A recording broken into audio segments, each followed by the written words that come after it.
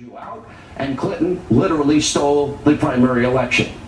Look, these are all massive scandals. For years, we have been warning you about the web of corruption committed by the Clinton crime family that they've gotten away with for decades. And now, take a look at this. It shows the entire scale of the Clintons' willingness to do anything and everything to gain power and wealth at all costs. Look at this.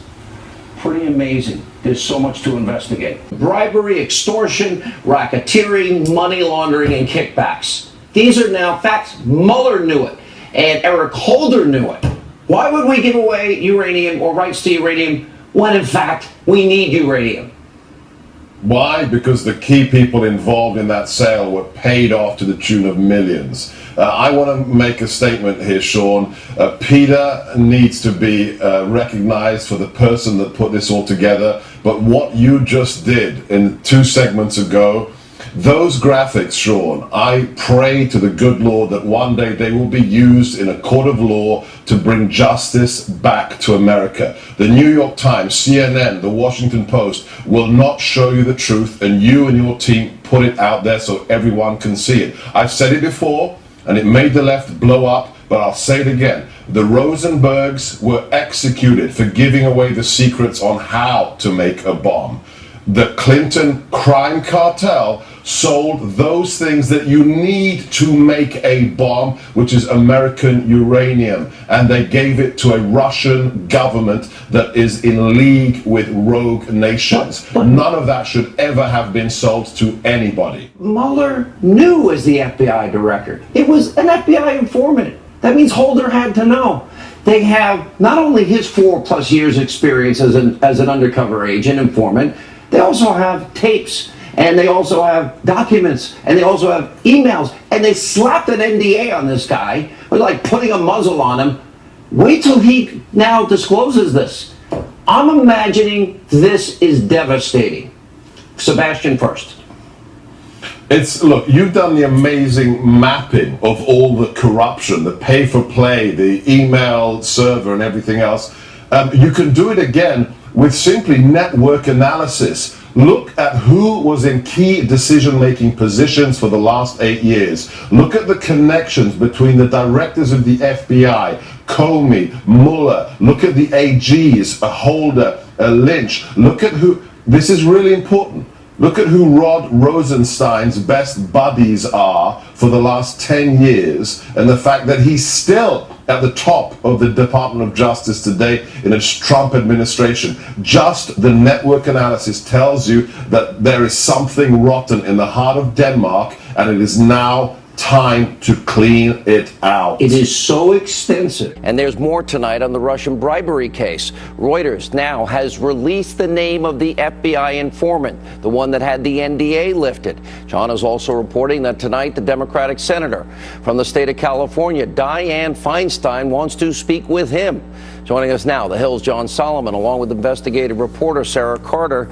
I don't even know where to begin. The fact that this informant's name was released, that's troublesome to me. But more troublesome, I'll let you both address this, John, first. More troublesome is the fact that their Justice Department is leaking, oh, he doesn't have any information, when I know that's a lie. Yeah, no, you're right, Sean. We have seen the Attorney General, Jeff Sessions, tried to say there's no connection between Uranium One and the Mikoyan Russian bribery case. We've seen the Deputy Attorney General say that, and now we saw 2 anonymous officials in a Reuters story saying that. And what we'll say back to that is I think people should tune into The Hill next week. We'll show people the real FBI documents, what the FBI learned in real time about the Russian bribery case and its connection to Uranium One. There'll be no doubt about it when we put those documents into the public domain. How extensive? They're trying to downplay what he has. Sarah, how extensive is it, and what do you think of the release of his name? Well, I know he's very concerned about the release of his name. He did not authorize that, although he was contacted by the reporter from Reuters. I spoke to him and asked him, what would you want me to say? And this was through his attorney when I speak to Sean tonight. And one of the things that he'd like to get out there is, you know, at the time that the reporter contacted him, You know, he's been terribly ill. He's been battling cancer. He's been in a battle not only with the U.S. government, but he is very sick, and he's been battling cancer and going through chemo. And, you know, all of these now are coming out. So he is in a battle for not only his life, but in a battle against what he perceives as people within the U.S. government that don't want the story to come out.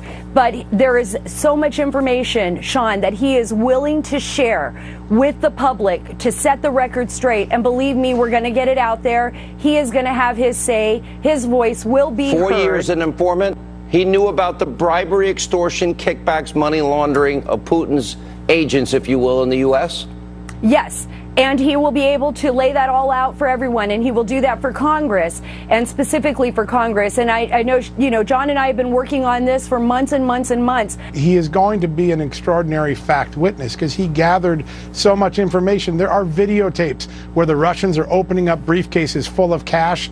These are the people that we then gave uranium to, that we then gave nuclear fuel contracts to. When people see these videotapes, all this is happening before they sign off on uranium. That's right. They knew about bribery, extortion, kickbacks, money laundering before. They knew this was Putin. They did it anyway.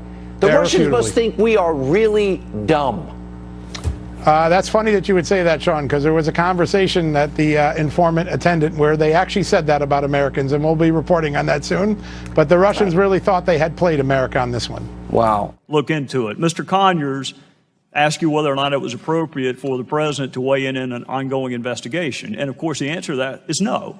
It is not appropriate. It's not appropriate in 2017. It wasn't appropriate when President Obama did it in the IRS targeting scandal. It wasn't appropriate when President Obama did it in the ongoing investigation into Hillary Clinton's server. It is never appropriate for a president to tell a Department of Justice what outcome it should reach. I just wish my friends on the other side had the same outrage when President Obama did it as they do now. I mean, I guess that's what this will be my last question to you. You're nominated by a president. You're approved by a Senate, but yet you work for a virtue. You work for a blindfolded woman holding a set of scales, and that is what makes our culture different. How do you restore people's trust, Republicans and Democrats, confidence in a Department of Justice when it seems like different rules apply depending on who's in power?